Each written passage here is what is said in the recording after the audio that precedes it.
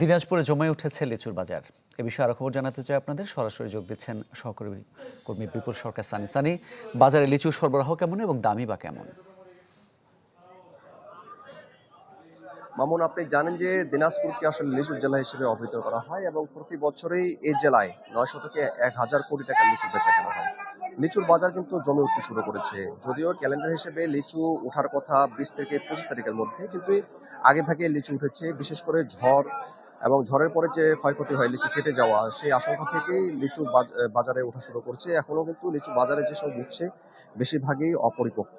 এবং দামটা যদি আপনাকে বলি, যে লিচু বিক্রি হচ্ছে 280 থেকে 300 টাকার মধ্যে, এবং কিছু কিছু লিচু আছে যেটা অপরিপক্ক, সেটি 180 থেকে 200 টাকার মধ্যে বিক্রি হচ্ছে।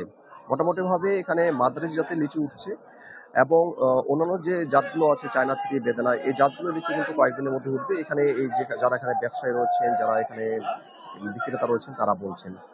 আর কৃষক যারা বলছেন, তারা বলছেন যে গত বছরের তুলনায় এবারে লিচুর ফলন কিন্তু অনেকটাই কম। যদিও মুকুল অনেক বেশি এসেছিল, কিন্তু ফলন কম, বিশেষ করে মুকুল ঝরে যাওয়া এবং এরপরে যে ঝড় বৃষ্টির কারণে অনেক মুকুল লিচু ঝরে গেছে। ফলে তাদের যে লিচুর যে দাম এখন, এই দামটা যদি না বৃদ্ধি হয় তাহলে কিন্তু তাদের লোকসানে পড়তে হবে, এমন একটি আশঙ্কা তারা করছেন। এবং কৃষি সম্প্রসারণ কর্মকর্তার সাথে আমরা কথা বলেছি, তারা যেটি জানিয়েছেন যে যখন মুকুল এসেছিল তখন প্রচুর মুকুল এসেছিল, কিন্তু এই আবহাওয়াগত কারণে, বিশেষ করে দিনে অতিরিক্ত গরম এবং রাতে অতিরিক্ত ঠান্ডায়, এই যে আবহাওয়া তারতম্য, এই তারতম্যের কারণে লিচু পরাগায়ন হয়নি। ফলে লিচু কম হয়ে গেছিল, এবং ঝড় বৃষ্টির কারণে লিচু অনেক কম হয়েছে। ফলে গত বছরের তুলনায় প্রায় 50% লিচু এবারে কম।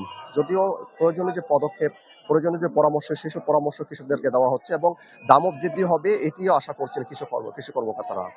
মামুন, ধন্যবাদ আপনাকে। দিনাজপুর থেকে জানাচ্ছিলেন সহকর্মী বিপুল সরকার সানি।